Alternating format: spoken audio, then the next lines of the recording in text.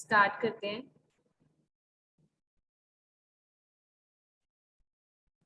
ये रीड करो पैराग्राफ, यहाँ से रीड करो, बप्रीत कर दो read. SQL structured query language is used to perform operations on the records stored in the database, such as updating records, inserting records, deleting records, creating and modifying database tables, views, etc. SQL is not a database system, but it is a query language. Suppose you want to perform the queries of SQL language on the stored data in the database. You are required to install any database management system in your systems. For example, Oracle, MySQL, MongoDB, etc. ठीक है, so will study sequel, और आप इसको SQL भी बोल देते हैं सब लोग। सो सीक्वल की फुल फॉर्म है स्ट्रक्चर्ड क्वेरी लैंग्वेज। जिस तरह से हमारी पाइथन प्रोग्रामिंग होती है, C++ होती है, similarly we have query language, जो कि हमें डाटाबेस मैनेजमेंट सिस्टम को हैंडल करने में, उसमें क्वेरीज चलाने में, उसमें प्रोग्रामिंग करने में हमारी हेल्प करती है। So structured query language is used to perform various operations। जब हम records create करते हैं, delete करते हैं, insert करते हैं, tables में हमने modification करनी है, database में कुछ updation करनी है, so for that we use structured query language। अब structured query language को चलाने के लिए database system भी तो चाहिए, तो जो database management systems होते हैं वो होता है हमारा Oracle, MySQL, MongoDB, बहुत सारे हैं, और उनके ऊपर हम एसक्यूएल लैंग्वेज यूज करके क्वेरीज चलाते हैं। तो हमने सीक्वल पढ़नी है कि ये लैंग्वेज का क्या सिंटेक्स है, हम इसको किस तरह से यूज करते हैं। So what is SQL? SQL is short for Structured Query Language and is pronounced as SQL or sometimes SQL.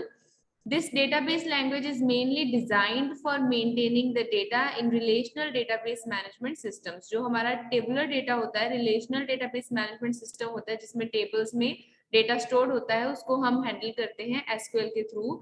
It is a special tool used by data professionals for handling structured data which is stored in forms of table. It is also designed for stream processing in RDBMS। इसको छोड़ दो। You can easily create, manipulate databases, assess and modify table rows and columns। This query language became a standard of ANSI in the year this। इस year में इसको standard वे में use करना शुरू कर दिया था प्रोफेशनल्स ने। If you want to get a job in the field of data science, then this is the most important query language to learn। Big enterprises like Facebook, Instagram, LinkedIn use SQL for storing the data in the backend। SQL query language बहुत widely, बहुत बड़ी बड़ी companies use करती हैं अपने data को handle करने के लिए, अपने डेटा को मैनिपुलेट करने के लिए। Alright, so why SQL? हम क्यों SQL को यूज करते हैं? SQL is widely used in data science and analytics। Following are the reasons कि क्यों यूज करते हैं इसको। The basic use of SQL for data professionals and SQL user is to insert, update, delete the data from the relational database। Relation database में ये main जो 4 काम होते हैं चीजों को या रिकॉर्ड्स को इंसर्ट करना, उनको डिलीट कर देना, उनको अपडेट करना, तो वो SQL के थ्रू डेटा प्रोफेशनल्स करते हैं। SQL allows the data professionals and users to retrieve the data from relational database management system। relational database management system में से हम data assess कर सकते हैं, retrieve कर सकते हैं, मतलब निकाल के उसको view कर सकते हैं। It also helps them to describe the structured data। structured data को समझने में, उसको describe करने में कि हमारा data किसके बारे में है, उसमें क्या क्या information है, वो help करती है हमें SQL उस चीज में। It allows SQL users to create, drop and manipulate database and its table। हम इसमें tables create कर सकते हैं, database create कर सकते हैं, drop मतलब database delete कर सकते हैं। It also helps in creating view, stored procedures, functions। ये procedures, functions आपको later जो वो है उसमें आएंगे तो आपको पता चल जाएगा क्या होते हैं। प्रोग्रामिंग ही होती है इसमें भी, हम जैसे लंबे लंबे प्रोग्राम्स लिखते हैं क्वेरी लैंग्वेज में तो उसको हम प्रोसीजर बोल देते हैं। It allows you to define the data and modify that stored data in the relational database। एक ही चीज उन्होंने थोड़ी घुमा घुमा के लिखी हुई है। So basically जब हमने डेटा को मैनेज करना है, हम RDBMS में इम्प्लीमेंट करने के लिए SQL यूज करते हैं। हम सीधा आते हैं SQL की कमांड के ऊपर। वन बाय वन हम SQL की कमांड्स डिस्कस करेंगे कि हम कौन कौन सी कमांड्स जो है उसमें लगा सकते हैं। सबसे पहले आप देखो SQL सिंटेक्स। जैसे ही आपका पाइथन का सिंटेक्स होता है कि हमने किस चीज को किस तरह से लिखना है, लिखने का तरीका क्या है, वो आपने एसक्यूएल में भी, क्वेरी लैंग्वेज में भी ध्यान देना है, ठीक है। तो सिंटेक्स क्या होता है? When you want to do some operations on data in database, then you must have to write the query in the predefined syntax of SQL. SQL का जिस तरह का भी सिंटेक्स है, जो कि हम धीरे धीरे पढ़ेंगे, उसी सिंटेक्स में आपको अपनी जो कमांड्स हैं, क्वेरीज हैं, वो लिखनी है डेटाबेस पे चलाने के लिए। कुछ रूल्स होते हैं जो सिंटेक्स फॉलो करना चाहिए सिंटेक्स सही तरह लिखने के लिए। सबसे पहला है, you can write the keywords of syntax in both uppercase and lowercase. ये लैंग्वेज केस सेंसिटिव नहीं है, आप कैपिटल में या स्मॉल में भी दोनों को लिख सकते हो। अपर केस में मोस्टली एसक्यूएल में कमांड्स लिखी जाती हैं क्योंकि ये रीडेबिलिटी इंप्रूव करते हैं।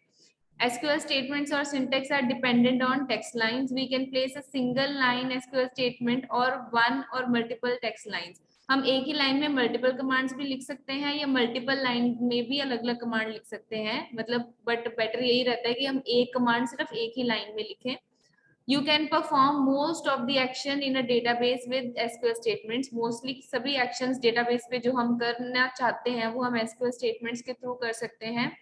रिलेशनल अलजेब्रा और कैलकुलस जब हम ये टॉपिक डिस्कस करेंगे तब उसके बारे में मैं आपको बता दूंगी। सबसे पहले हम जाते हैं, क्रिएट से ही शुरू करते हैं। सबसे पहले अगर आपने अपने माई एसक्यूएल आरडीबीएमएस सिस्टम में, डेटाबेस मैनेजमेंट सिस्टम में एक डेटाबेस क्रिएट करना है, तो उसको क्रिएट करने के लिए हमारे पास कमांड होती है क्रिएट डेटाबेस, ठीक है। उसको क्रिएट करने के लिए कमांड होती है क्रिएट डेटाबेस। इसका सिंटेक्स क्या है? हमने क्रिएट डेटाबेस लिखना है, उसके बाद डेटाबेस का नेम लिखना है, जो भी आप डेटाबेस का नेम रखना चाहते हो। Suppose I want to write it as student information, मैं अपने डेटाबेस का नाम स्टूडेंट इंफॉर्मेशन लिखना चाहती हूँ, so I will write create database student information. So in SQL, the create database statement is the first step for storing the structured data in the database. Database में data store करने का पहला step क्या है? सबसे पहले एक database create करना है, उसके अंदर फिर हम multiple tables create कर सकते हैं, n number of tables हम create कर सकते हैं। The database developers and users use this statement in SQL for creating new database in the database system. It creates the database with the name which has been specified. जो आप नाम यहाँ पे दोगे उस नाम का डेटाबेस हमारा बन जाएगा। अभी के लिए एक्चुअली मेरे पास तो ऑलरेडी एसक्यूएल इंस्टॉल्ड है, बट मैं उसको अपग्रेड कर रही थी तो कोई प्रॉब्लम आ रही थी, तो मैं देख रही थी यहाँ पे ऑनलाइन कोई ना कोई सिमुलेटर होगा। अभी के लिए मैं आपको मतलब चला के दिखा देती हूँ सिंटेक्स वगैरह, बट मोस्ट प्रोबेबली मंडे में आपको बता दूंगी कैसे इंस्टॉल करना है, तो जिनके पास लैपटॉप्स हैं वो इंस्टॉल कर सकते हो।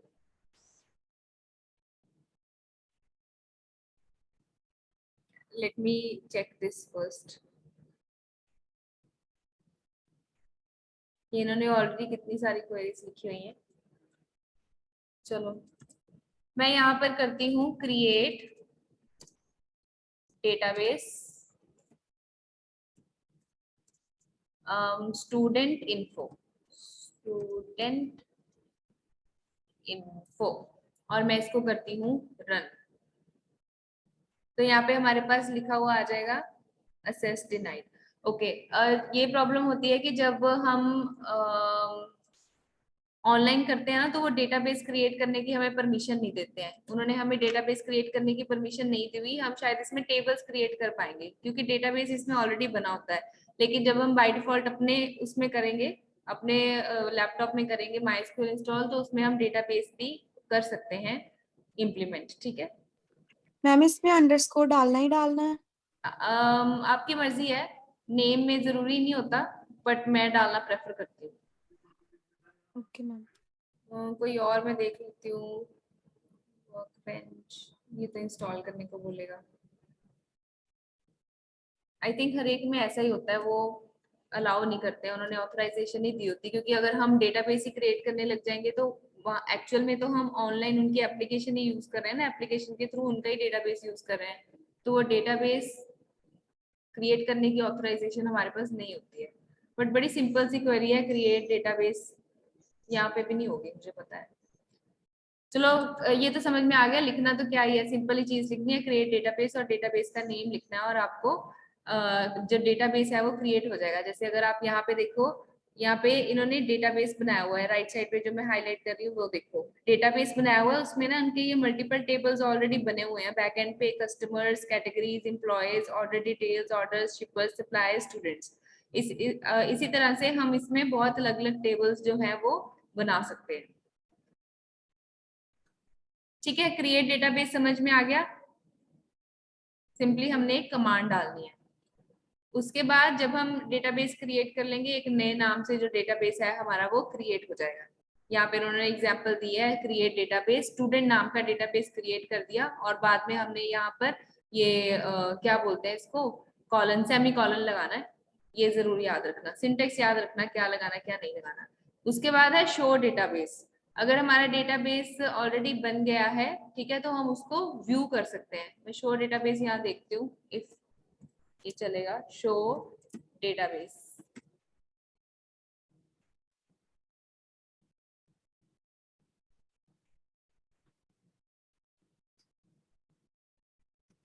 Syntax error, syntax error, online का यही इशू होता है। मेरा पहले चल रहा था सारा कुछ, पता नहीं क्यों आज नहीं चला। वो अपग्रेड पे लगा दिया मैंने, अदरवाइज मैं आपको करके बता देती। चलो कोई बात नहीं। एनीवेज, क्रिएट डेटाबेस समझ में आ गया। क्रिएट डेटाबेस समझ में आ गया सबको? Yes, ma'am. Yes ma'am. इसी तरह से अगर हमने कोई टेबल नहीं, डेटाबेस को डिलीट करना हो, तो उसके लिए हम ड्रॉप कमांड यूज करते हैं। ठीक है, डिलीट अलग होता है, ड्रॉप अलग होता है। ड्रॉप मींस कि हमने पूरा जो हमारा डेटाबेस है उसका स्ट्रक्चर ही डिलीट कर देना है। ठीक है, पूरा डेटाबेस ही डिलीट कर देना, उसका स्ट्रक्चर भी डिलीट कर देना है। जब हम अकेला डिलीट आगे जाके लगाएंगे, डिलीट का मतलब होता है कि आपका सिर्फ उसमें से डेटा डिलीट होगा, उसका स्ट्रक्चर नहीं डिलीट होगा। अगर आपका एक टेबल या डेटाबेस, मानो आपका टेबल बना हुआ है, ठीक है, एक उसमें 10 रोज हैं, 10 कॉलम्स हैं, और उसमें डाटा पड़ा हुआ है सभी बच्चों का।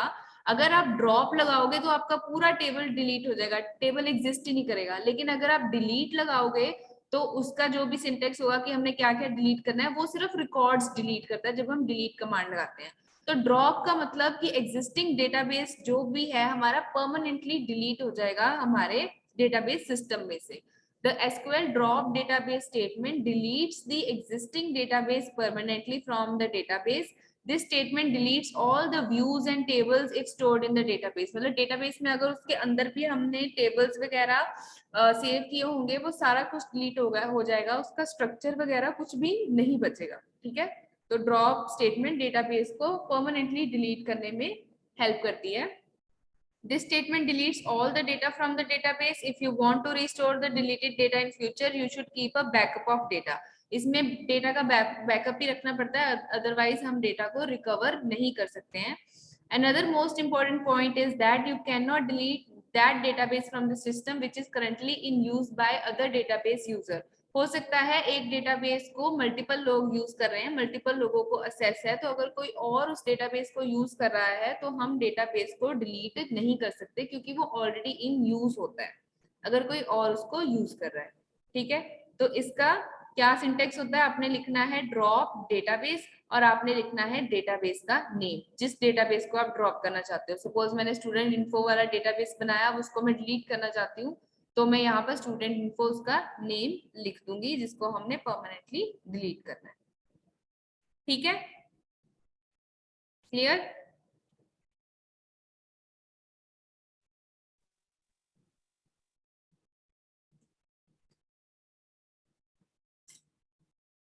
आई थिंक ड्रॉप भी हम नहीं कर पाएंगे।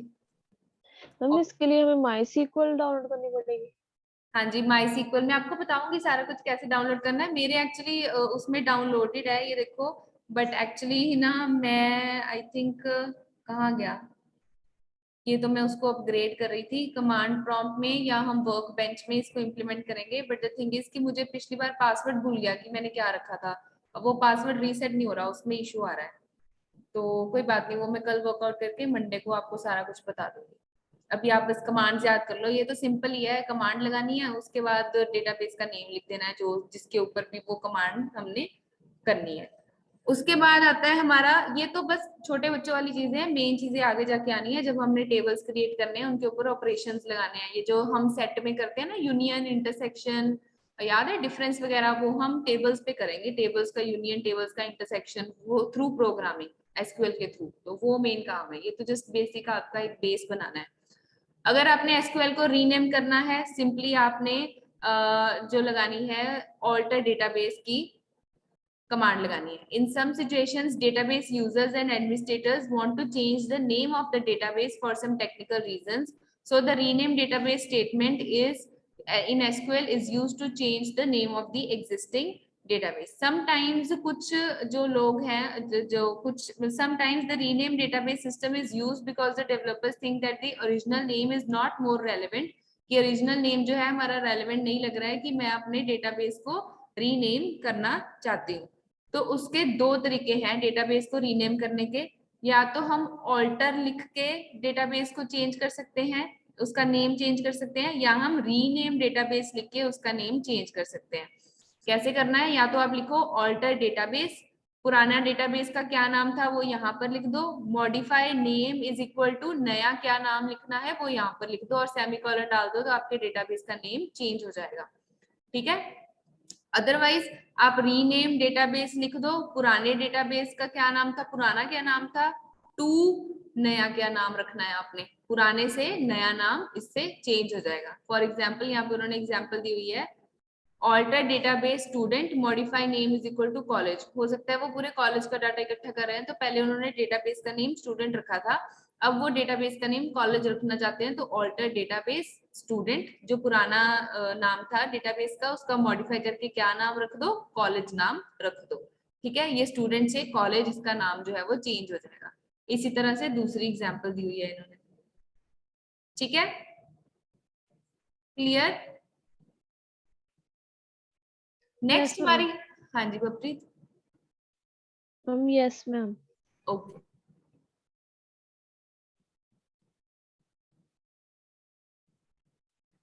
नेक्स्ट आती है हमारी डेटाबेस को सिलेक्ट करने की। Suppose database users and administrators want to perform some operations on tables, views, indexes on the specific existing database in SQL. First they have to select the database on which they want to run the database queries. जब हम किसी भी database के ऊपर queries लगाना चाहते हैं, एक स्पेसिफिक डेटाबेस को सिलेक्ट करना चाहते हैं, सपोज मेरे डीबीएमएस में कुछ 10 डेटाबेसेस पड़े हैं, कोई एम्प्लॉयज का डेटाबेस पड़ा है, कोई कॉलेज का डेटाबेस पड़ा है, उनमें से किस डेटाबेस को हम स्पेसिफिकली यूज करके उसके ऊपर क्वेरीज लगाना चाहते हैं, उसके लिए उसको उस डेटाबेस को सिलेक्ट करने के लिए हम यूज कमांड यूज करते हैं, यूएसई यूज, और डेटाबेस का हमने नेम लिख देना है कि हम इस डेटाबेस को यूज करना चाहते हैं और उसके ऊपर क्वेरीज लगाना चाहते हैं। यूज हॉस्पिटल्स, यूज कॉलेज, जो भी हमारे डेटाबेस का नेम होगा, हम वो क्वेरी लगा के उस डेटाबेस के ऊपर चेंजेस करना स्टार्ट कर सकते हैं। ठीक है, ये सारा थ्योरेटिकल ही है, जब मैं आपको मंडे को इंस्टॉल करके बताऊंगी, वो मैं कर दूंगी उसको, इन सभी चीजों को इम्प्लीमेंट करके बता दूंगी। ठीक है, उसके बाद जो मेन चीज आती है अब, कि हमने डेटाबेस बना लिया, वो तो खाली होता है, अब डेटाबेस में हमने भरना किस चीज से है, डेटाबेस को हमने डेटाबेस में बनाने हैं टेबल्स, रिलेशंस जिनको हम बोलते हैं। तो एसक्यूएल का टेबल आप सबको पता है, इसको बताने की जरूरत तो नहीं है, कि हम डेटा को रोज एंड कॉलम्स में डिफाइन करते हैं, फील्ड्स डिफाइन करते हैं, उसमें हम रिकॉर्ड्स भरते हैं, राइट। अब आती है हमारी बारी टेबल को क्रिएट करने की। एसक्यूएल में जो टेबल है उसको हम कैसे क्रिएट करते हैं।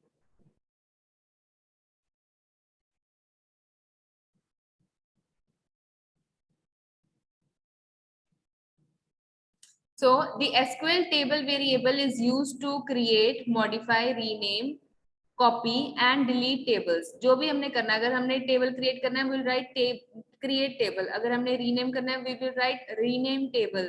रीनेम टेबल और क्या हो सकता है, modify table, alter table, delete table, drop table. तो हमने टेबल लिख के वो सारी चीजें कर लेनी है। तो अगर हमने डेटाबेस में टेबल क्रिएट करना है, तो उसके हमारे पास आई थिंक, हाँ, तो उसका ये सिंटेक्स होता है हमारे पास, इसको स्टडी करो। Create table, table name, table name means मैं अपने टेबल का क्या नेम लिखना चाहती हूँ उसको आपने किस में लिखना है, इन्वर्टेड कॉमास में लिखना है।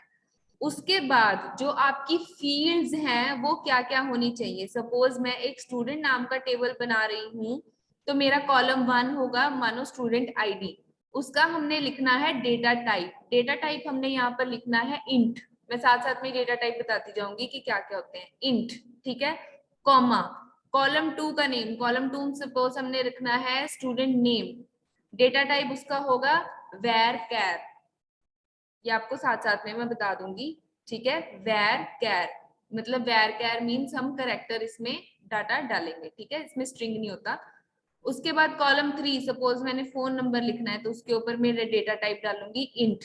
और जितने भी कॉलम्स हमने ऐड करने हैं हमने इस तरह से पैरेंथेसिस में 1 बाय 1 ये चीजें विद कॉलम नेम और उस कॉलम का जो डेटा टाइप है वो हमने लिखना है, ठीक है।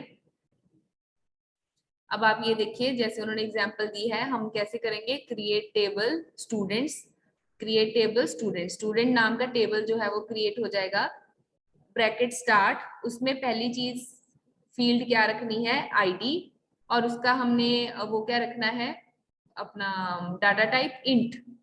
उसके बाद दूसरा जो कॉल वो है कॉलम या फील्ड वो रखना है करेक्टर, नेम रखना है, तो उसको हम वेरकैर बोलते हैं। वेरकैर मींस वेरिएबल करेक्टर, ठीक है। अब इन्होंने जो ब्रैकेट में 20 लिखा है उसका मतलब है कि हमारे इसके करेक्टर 20 से ज्यादा नहीं होने चाहिए, ठीक है, 20 से ज्यादा नहीं होने चाहिए। 20 तक इन्होंने लिखा है कि 20 तक ही आपने नेम लिखना है। उसके बाद नेक्स्ट कॉलम ले लिया इन्होंने एज, एज इंटीजर आएगी, फिर उसके बाद ले लिया इन्होंने एड्रेस, एड्रेस करेक्टर आएगा। अच्छा, वेरिएबल करेक्टर और करेक्टर में क्या डिफरेंस है, वेरिएबल करेक्टर हमें लिमिटेड, जब हमने लिमिटेड लेंथ की चीज लेनी हो तो हम variable character varchar use करते हैं, अगर हमने लंबा करेक्टर लंबा चीज कोई इनपुट करवानी हो तो हम कैर लेते हैं। दूसरी बात, वेर कैर सिर्फ इंग्लिश के ही जो लेटर्स है वो एक्सेप्ट करेगा, लेकिन करेक्टर क्योंकि एड्रेस में हमारे पास हाउस नंबर होता है, एड्रेस में हमारे पास स्ट्रीट नंबर होता है, तो उसमें 1 2 3 लिखना होता है, नंबर लिखना होता है, तो करेक्टर इंग्लिश वाले लेटर्स प्लस नंबर्स दोनों एक्सेप्ट करता है, इसलिए एड्रेस में कैर लिखा हुआ है, ठीक है। उसके बाद इन्होंने यहाँ पे ये भी डिफाइन कर दिया कि जो आईडी है उसको हमारी प्राइमरी की मान लो, ठीक है, ऑब्वियसली जो आईडी है वो प्राइमरी की होगी। इतना क्लियर हो गया, ठीक है। इसको मैं यहाँ पर इम्प्लीमेंट करके देखती हूँ, कॉपी पेस्ट ही करती हूँ अभी, लेट मी सी अगर इसमें वो ना आए।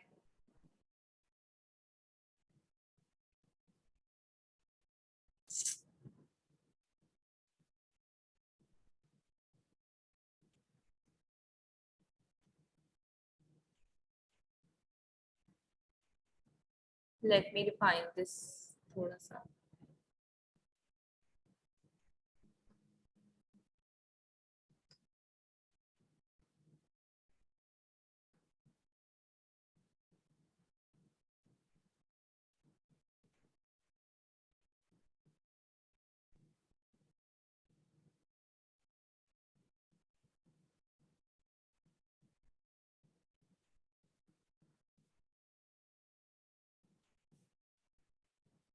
ठीक है, वैसे सारा कुछ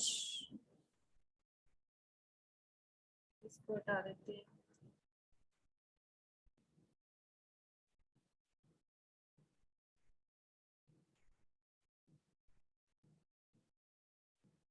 चलो एनीवेज इसको मैं अपने वाले में चला के दिखाऊंगी आपको मंडे को।